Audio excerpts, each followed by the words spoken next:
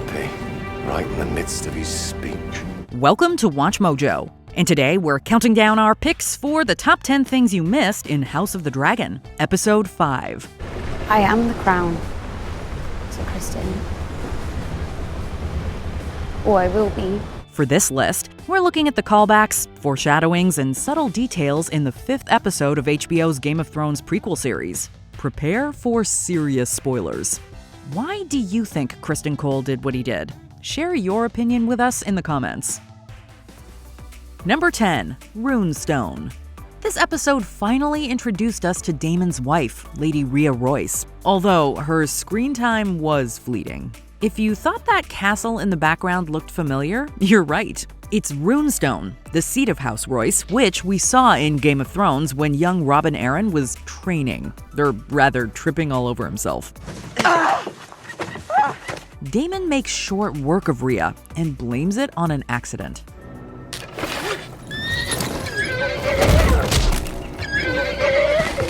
It happens a bit differently in the source material, in which she's said to have died 9 days after falling off her horse, leaving less room for foul play. I knew you couldn't finish. Craven!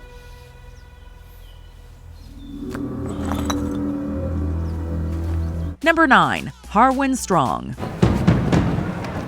Land's name. Of course, my prince.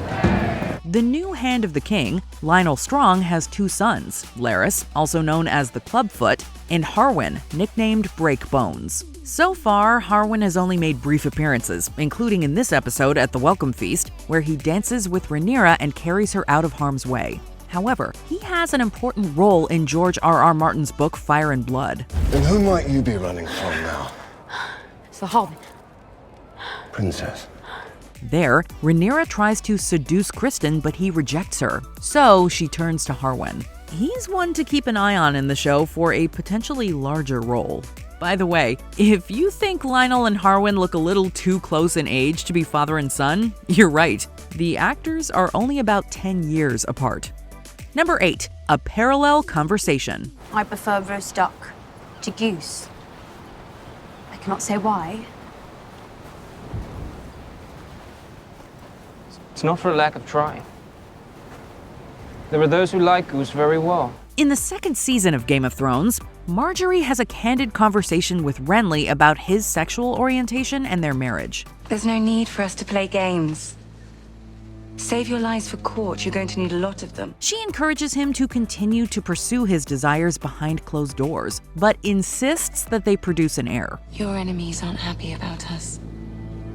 They want to tear us apart, and the best way to stop them is to put your baby in my belly. This mirrors the exchange that Rhaenyra has with Laenor when she discusses his preference for goose over duck. The princess proposes that they perform their royal duties, but satisfy their own appetites in private. And what do you propose?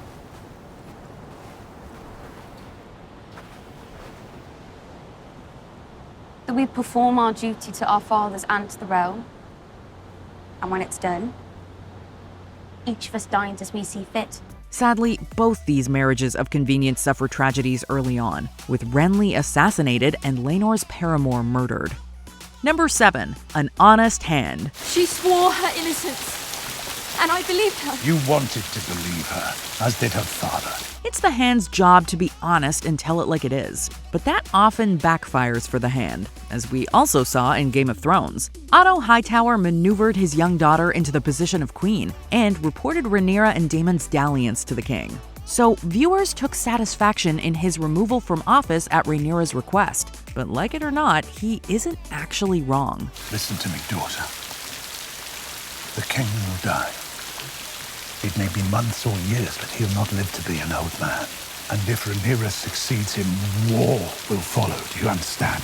His informants did witness sexual intimacy between Rhaenyra and Daemon, although it didn't go as far as he assumed. And his predictions about war, with its danger to his grandson Aegon, are exactly where events are headed. The realm will not accept her, and to secure her claim, she'll have to put your children to the sword. She'll have no choice. Number 6. Rats.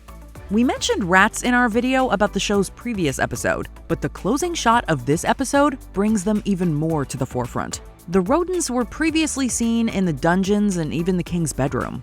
Given Viserys' sickness and deterioration, their presence seems fitting. Their approach closer and closer to the king foreshadows his downfall. Actor Paddy Considine, who plays Viserys, has described his character's ailment as, quote, a form of leprosy. When he collapses at the end of the episode, a rat licks blood up from the floor, a clear sign that death and disaster are getting ever nearer.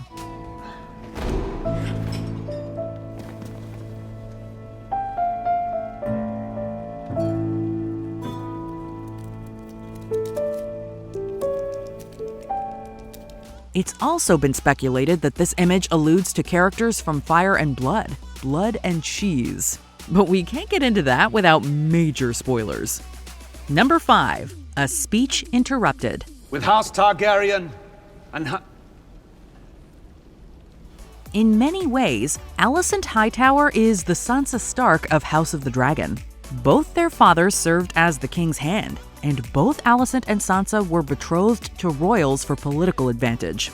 Their character arcs see them rise from naive pawns to powerful rulers. We see this already happening in Alicent's power move in Episode 5, where she wears green to the Welcome Feast, a color used by House Hightower to signal war. The beacon on the high tower.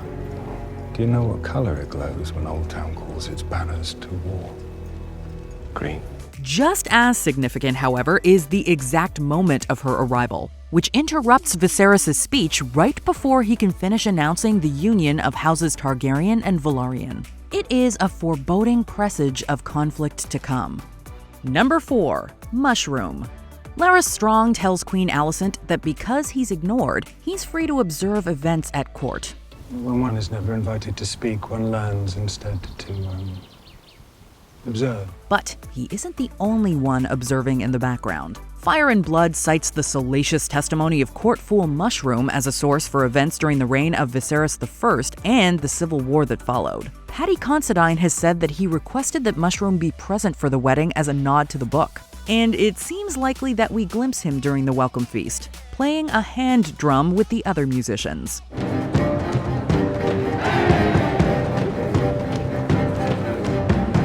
Number 3, wedding traditions. Weddings can be a royal pain, especially in Westeros. The Red Wedding in Game of Thrones did not go as planned. The Lannisters send their regards. Neither did Joffrey's wedding to Marjorie, although we can't say we were sorry. House of the Dragon's wedding between Rhaenyra and Laenor stayed true to this tradition. At the Welcome Feast, Sir Criston Cole brutally beat Laenor's lover Joffrey Lonmouth to death. Joffreys don't seem to fare well on either show. At least House of the Dragon is keeping things consistent. Incidentally, in the book Fire and Blood, things play out slightly differently, with Criston fatally wounding Joffrey during a joust. Number 2, the Crabfeeder's Mask. Episode 5 brought us to High Tide Castle, the seat of House Velaryon, located on the island of Driftmark in Blackwater Bay. Corlys welcomes Viserys in the Hall of Nine, so named because it houses treasures from the Sea Snake's 9 great voyages to Essos. Your Grace.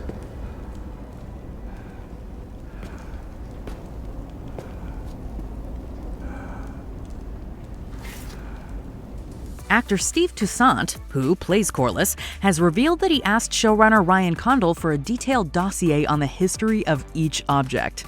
We may never know those stories ourselves, but one treasure stands out: the mask of the Crabfeeder, who Corlys helped defeat. Perhaps I overextended myself? Pushed him too close to the edge? My cousin chose to sail into this tempest, husband. The actor who portrayed the Crabfeeder, Daniel Scott Smith, has confirmed that the resemblance to the masks worn by the Sons of the Harpy was a deliberate nod to Game of Thrones.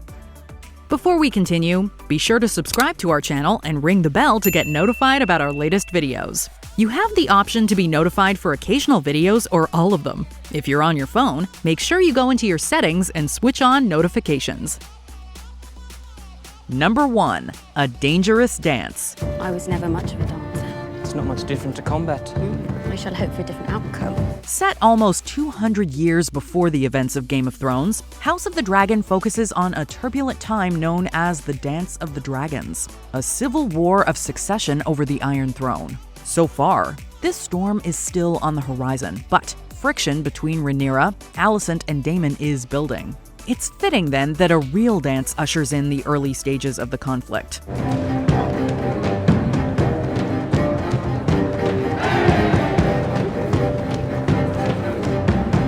Laenor even compares dancing to combat. As people join the dance, it becomes more intricate, with participants changing partners and whispering schemes, until it all erupts in bloody mayhem. Zadris dorot unumakas, sia brasilis ohis, sagon unatsahas.